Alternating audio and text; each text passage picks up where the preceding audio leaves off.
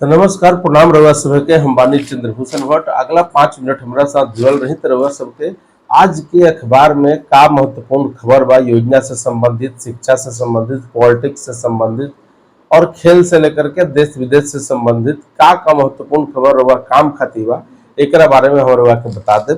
चूंकि अखबार पढ़े में 1.5 घंटा 2 घंटा के समय लगेला, तो समय के कारण रउआ अगर नहीं पढ़ पैले तो रउआ हमारा साथ जुड़ल रही, हम रउआ के सब कुछ बता दें।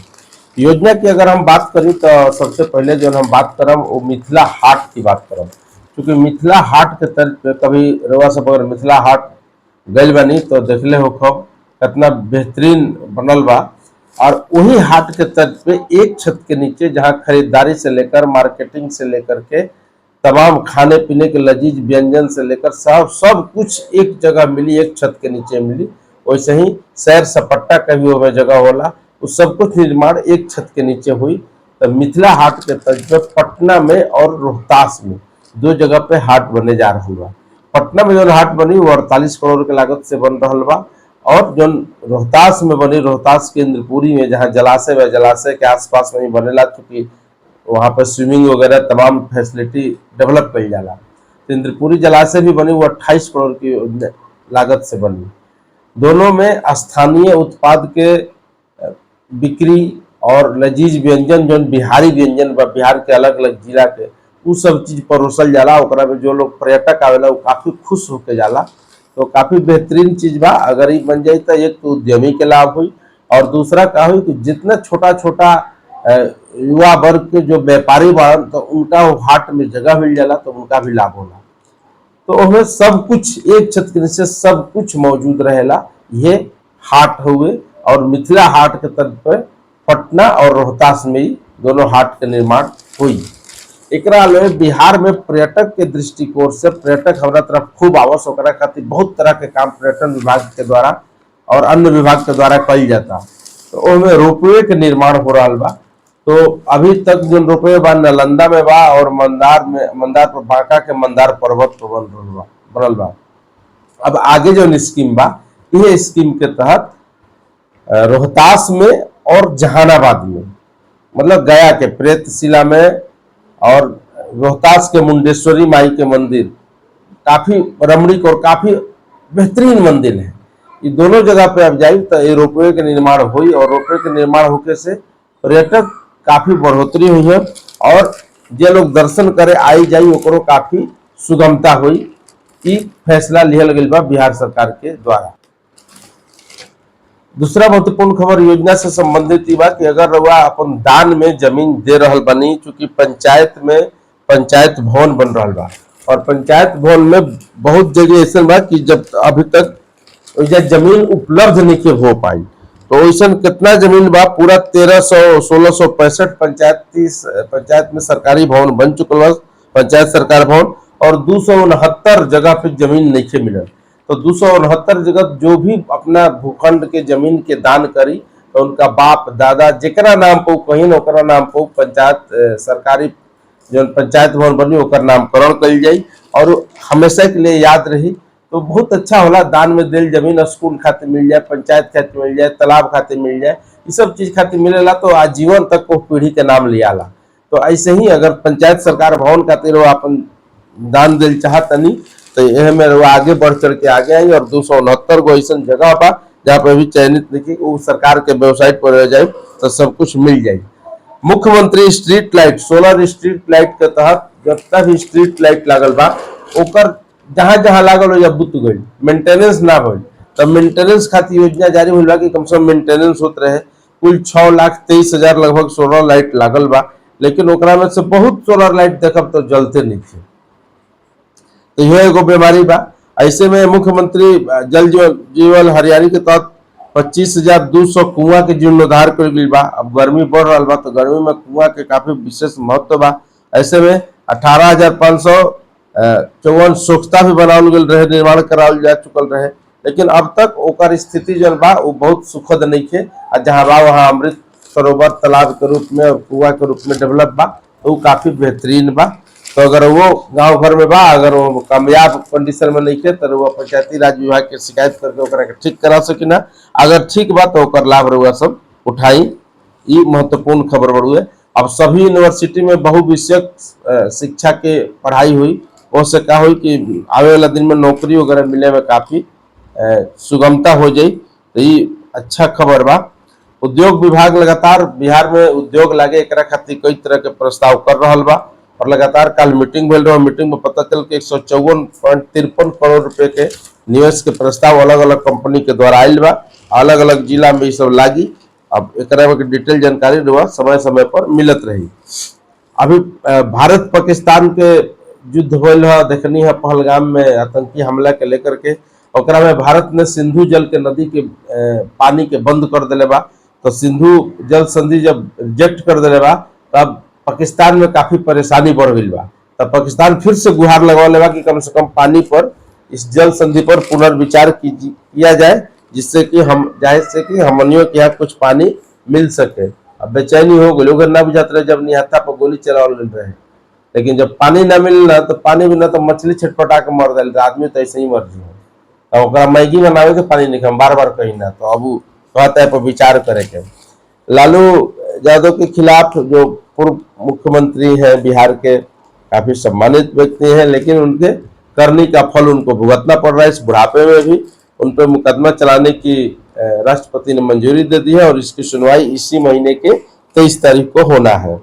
राज्य में विधि व्यवस्था बेहतर हो, लॉ एंड ऑर्डर के सुधार के लिए मुख्यमंत्री लगातार निर्देश देते रहते हैं। इसके बावजूद भी निर्देश आता है लेकिन विधि व्यवस्था सही नहीं हो पाता है और क्राइम बढ़ते ही जा रहा है। खैर फिर भी इतना बड़ा राज्य बात और कंट्रोल कर भी बस के बात नहीं के, लेकिन कंट्रोल तो कर ही के पड़ी। अगर बिहार मैट्रिक पास कर गई और बाल बच्चा पास कर गई बा, अब आगे के एडमिशन करे के बाद 11वीं 12वीं के एडमिशन खातिर 20 मई तक फार्म भरे के आ गई बा। 10,000 संस्थान में 17.50 लाख सीट खाली बा।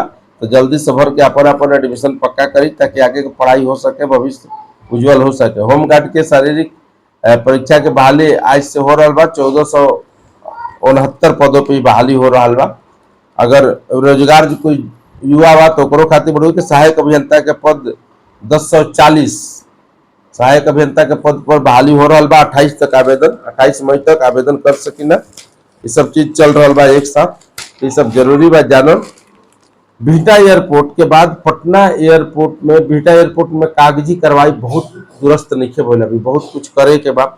तब बिहटा एयरपोर्ट के जमीन के कागज संबंधी जितना भी हडल बा बिहटा एयरपोर्ट बनावे में, वो सब हडल के जल्दी से जल्दी निपटारा करे के बाद, चूंकि माननीय प्रधानमंत्री के उद्घाटन शिलान्यास करे के बाद, तो जल्द से जल्द मुख्य सचिव निर्देश जारी कैला हन। और कल मीटिंग में पता चला कि बहुत सारा कागज अभी तक कंप्लीट नहीं भइल, तो ओकरा के जल्दी से करे के बाद नया जन टर्मिनल बनल बा पटना एयरपोर्ट को करे के 30 तारीख के रोहतास में माननीय प्रधानमंत्री आ रहा बन विक्रमगंज में। तो पटना एयरपोर्ट पर उतरे, एयरपोर्ट पर उतरते पहले एयरपोर्ट के उद्घाटन हुई, ओकरा बाद फिर रोहतास के विक्रमगंज के कार्यक्रम हुई। तो ओकरा में जो कुछ परेशानी बा वो लगभग बन के तैयार बा, लेकिन थोड़ा मोड़ा काम बच गई बा। हल्का फुल्का होते रहेला, तो काम उद्घाटन के बादो होत रहेला, तो सब तेजी से करे के निर्देश जारी हुई बा। 30 मई तक पटना में जितना भी टूटा हुआ सड़क, नमामि गंगे द्वारा टूटल सड़क बा ओकरा के दुरुस्त करे के निर्देश पथ निर्माण मंत्री दिले बाड़न नितिन नवीन साहेब। हालांकि वो पहले भी रहन नगर विकास के मंत्री, तो घड़ी टूटत रहे तो वहाँ के कहत रहे कि आज काम होला तो टूटेला, तो काम होला तो टूटेला, लेकिन समय पर बनबो करला। जो ओकर एसओपी बा एसओपी के मुख्य रूप से पालन नहीं होत, जेकरा कारण परेशानी लगातार बढ़ रहा बा। पटना यूनिवर्सिटी में लगातार हंगामा होते रहता, बमबाजी नारेबाजी, कितने छात्र घायल होते रहते हैं। तो ये सब कैसे चली, कितना दिन तक चली भी देखे वाला बा। पटना में जगह जगह पे अत्याधुनिक शौचालय बनावल गई बा, जो ना पे आई लव पटना का भी बोर्ड लागल बा। ओकरा पीछे जाए तो शौचालय आऊ, शौचालय में जगह जगह यूरिनल करे में बहुत परेशानी आम लोगों को होते रहे। तो ओकरा खातिर बेहतरीन कदम बढ़ुए, बेहतरीन एकरा के मेंटेनेंस करे के व्यवस्था जरूर करे चाहिए सरकार के, चूंकि मेंटेनेंस बिना सब गड़बड़ हो जाला। जो महिलाओं के प्रसव डिलीवरी होला, डिलीवरी में गांव में 1400 रुपया और शहर में 1000 रुपया मिलेला। वो कई महीना से पेंडिंग बा। पटना में 11,123 जो डिलीवरी के लेडीज है प्रसूता है, वो इंतजार कर रही कि हमको पैसा कब मिली। तो पटना में चल लुटवा गिरोह भी एकदम सक्रिय बा, लगातार विधि व्यवस्था के मुख्यमंत्री समीक्षा करिए रहल बाड़न, ओकरा बीच में उ सब एक्टिव बा। विधि व्यवस्था भले एक्टिव ना रहे लेकिन उ सब एक्टिव बा सब। दिन में रेकी करता सन ना सुबह शाम उड़ा देता सन। सब्जी खरीदे जेबा महिला सब चैन पहन के जाता है, ये सब मोबाइल से बतियाते मोबाइले खींच लेता सन। चैन पहन के सब्जी कर नीचे झुक के सब्जी ले रहे तो गला के चैन खींच के चल दे रहा। पटना जंक्शन पर जाएगा सामान उठाने के माने लाई नहीं, हम आपका मदद कर देते हैं, हेल्प कर देते हैं, चैन खींच के भाग जाता है। तो ये सब सक्रिय गिरोह बढ़ हुए और पुलिस के एकरा पता नहीं कठोर लगावे के चाहिए। मकान में चोरी की घटना, चेन स्नेचिंग की घटना पटना में बिहार में काफी बढ़ल बा, तो एकरा पर काफी लगाम लगावे के जरूरत बा। पटना एयरपोर्ट के उद्घाटन तो अभी ना भइल लेकिन एगो वहां पे महिला के साथ बलात्कार करके ओकरा के पानी के पाइप में डाल के ओकरा के मुआ देलस, मतलब आप समझ लिए जान लेलस। तो ये सब हो रहा बा, लगातार विधि व्यवस्था की समीक्षा के बावजूद भी सब कांड बढ़ रहा बा। तो मोदी जी उद्घाटन करी, ओकरा पहले तनी लॉ एंड ऑर्डर सुधरवा दी।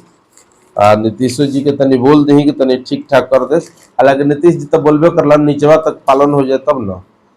नेपाल में आतंकियों के आर्थिक मदद और सुरक्षित ठिकाना आजकल बनल बढ़ुए, तो नेपाल के थोड़ा सा एक्टिव होकर चाहिए और नेपाल पर कार्रवाई तनी गंभीर करे के पड़ी, तबे एकर निदान निकली। राज्य के सभी जिला में मॉडल अस्पताल बनेगा, स्वास्थ्य मंत्री मंगल पांडे जी घोषणा के।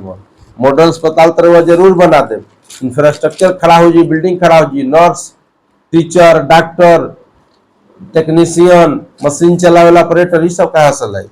ई सब घोर अभाव बा, घोर कमी बा। बिल्डिंग बना देला से इलाज ना होला। अभी आज एक खबर पेपर में छपल बा दरभंगा से कि झोला छाप डॉक्टर प्रसूता के ऑपरेशन कैलस आ जच्चा बच्चा डिलीवरी का दोनों खत्म हो गया। तो झोला छाप डॉक्टर से जान कैसे बची? जब डॉक्टर के बहाली के लिए आवेदन निकलता तो मात्र दू आदमी आवेदन कैले बा डॉक्टर, सरकारी डॉक्टर बनने खातिर। फिर का व्यवस्था बा, व्यवस्था में का कमी बा, का खामी बा, एकरा के देखे के चाहिए मंगल पांडे जी, तब जाके दुरुस्त हो या तब जाके स्वास्थ्य व्यवस्था सुदृढ़ हुई। बिल्डिंग बना देने से इलाज ना हुई, डॉक्टर रही, टेक्नीशियन रही, मशीन रही, ऑपरेटर रही, तबे जाके इलाज हो सकेगा। बिहार में लगातार घूसखोरी के भी अभी काले के पेपर में अखबार में खबर रहे कि लगातार निगरानी विभाग कार्रवाई करके 26,000 से अधिक लोग से ऊपर कार्रवाई हुई बा, घुसखोरी के उनकर पकड़ गए बा, निलंबित के लिए बा। एकरा बावजूद भी रुकत नहीं खे, नस नस में घुसल बा भ्रष्टाचार। एकरा के कैसे मिटी, इहो बहुत महत्वपूर्ण खबर बा। अब आज के पेपर में खबर बा कि दरोगा के सर्विस पिस्टल टान के 1,10,000 रुपया लूट ले और समस्तीपुर में केस से नाम हटावे खातिर घूसो लेते रहन और वॉशिंग मशीन भी लेते रहन। गर्मी में लोग फ्रिज या वॉशिंग मशीन ऐसी खूब लगवाता घूस के रकम से। तो घूस तो लेते बा, पैसा के पैसा, मशीन के मशीनों लेता, तो सस्पेंड हो गए। लेकिन यह पर रुकत नहीं के, कार्रवाई लगातार होते जाता और लगातार घूस लेवे वाला लेते जाता। तो ये कहानी बढ़ू है बिहार की खास करके। तो बिहार में सुधार के साथ साथ यही सब में सुधार करे के जरूरत बा। आंगनबाड़ी के लाभार्थी पंजीकरण, अगर आंगनबाड़ी में 6 माह से 6 वर्ष के बच्चों के वहाँ एडमिशन करावतनी, रजिस्ट्रेशन करावतनी, तो बहुत तरह की योजना के फायदा मिली, जैसे पोषाहार बा, बच्चों के स्कूल जाए के बाद, इन सभी चीजों के निःशुल्क लाभ मिलेला। और ये करावल बहुत जरूरी बा, में आयुष्मान का भी लाभ मिलेला बच्चा के, तो ये सब लोग करावे। हालांकि समय पर पैसा मिल जाए, ये भी महत्वपूर्ण बा। बुजुर्गों के लिए विशेष ब्रांच इंडियन बैंक खोली, मतलब इंडियन बैंक एगो ऐसा बैंक बा जो बुजुर्ग खातिर स्पेशल ब्रांच लगभग हर जगह पे सब बड़े शहरों में खोले जा रहा बा। तो ये अच्छा कदम बा, बुजुर्ग की काफी आसानी हो जाए, क्योंकि बुजुर्गे के रही बैंक तो खाली वो बुजुर्गे जी हन, बाकी अन्य भीड़ भाड़ में ना लगी। देश के सुप्रीम कोर्ट के CJI chief justice of India justice गवाई बने हैं, जिनका कल शपथ ग्रहण समारोह था। माननीय मोदी जी से लेकर तमाम लोग उसमें बधाई दे रहे हैं। और यही बीच सुप्रीम कोर्ट और राष्ट्रपति के बीच में थोड़ा सा लड़ाई भी बढ़ गई बा, क्योंकि सुप्रीम कोर्ट तय कैले रहे कि राज्यपाल 1 महीना में और राष्ट्रपति 3 महीना में जो विधेयक पास कानून है उसको तुरंत पारित कराए। उसी पर सुप्रीम कोर्ट आज पूछ दिले सवाल भी, 14 गो सवाल पूछ दिले कि कौन कौन अधिकार के तहत क्या क्या दिया गया है और कौन कौन अधिकार के तहत कैसे आदेश दिया जाता है, कौन से कारण है 14 गो सवाल पूछ दिल बा जोना के जवाब सुप्रीम कोर्ट के देवे के बा। तो काल शपथ ग्रहण भाई, आज जवाबो देवे के बा, ई सब कार्रवाई करे के बाद मध्य प्रदेश में सोफिया कुरैशी जो कर्नल सोफिया कुरैशी जो इतना आन बान शान रही, जो पहलगाम हमले से लेकर पाकिस्तान को धूल चटाने में सफलता रूप से सहयोग की, उस पर मध्य प्रदेश के एगो मंत्री जी आपत्तिजनक टिप्पणी कैलन। ओकरा पर कोर्ट कहलक 4 घंटा में FIR दर्ज कीजिए। कल FIR दर्ज हो गई बा, आज ओकरा पर सुनवाई चल रहा बा। काफी कड़ा आपत्ति पर जाहिर कर गई बा। तो ऐसे तो भाजपा के मंत्री हो जाता है। भाजपा देखिए, भाजपा कोई पार्टी ना खराब होला, लेकिन भाजपा में कुछ ऐसा जरूर बड़ा जौन ये सब करके और छवि खराब अपनों करलन, पार्टियों के खराब करलन, आदेश के तो करते बढ़न। सीमा पार जो जवान BSF के एगो चल गल रहे कुछ दिन पहले, ओकरा के बाइज्जत पाकिस्तान लौटा दिले भाई, खुशी के बात बा। वो परिवार के भी काफी खुशी मिलल बा। जेवर में देश के जेवर जो एयरपोर्ट बा देश में, वहाँ सेमीकंडक्टर यूनिट लगावल जाए, जेकरा से काफी फायदा हुई और विकास के काम काफी हो रहा बा। आज आकाश एयर डिफेंस के दोहरी ताकत, जितना मिसाइल एहवार रहा सबके मिसाइल के ताकत, खासकर स्वदेशी मिसाइल, भारत की मिसाइल के ताकत एहवार खूब दिखल है। और एक चलते पूरा गड़गड़ाइल एकदम देश भर में, दुनिया भर में। बिहार में जो लगातार खेल हो रहा बा, वो खेल में सबसे बिहार अभी 36 पदक जीत के अपना उच्चतम अंक बनाया हुआ है और बेहतरीन प्रदर्शन कर रहा है। तो खेल से जो रुचि रखने वाले वो खेल खिलाड़ी जरूर देखें और जाके वहाँ खेल में दिलचस्पी ले देखें। धन्यवाद, नमस्कार। ये सब रुआ काम के खबर जितना रहे हम बता देनी, रुआ सब देखत रही, सब्सक्राइब करते रही, लाइक करते रही और लोगों को बतावत रही, क्योंकि काम से रिलेटेड जितना भी योजना के खबर रही हम रुआ के जरूर अपडेट करत रहो। धन्यवाद।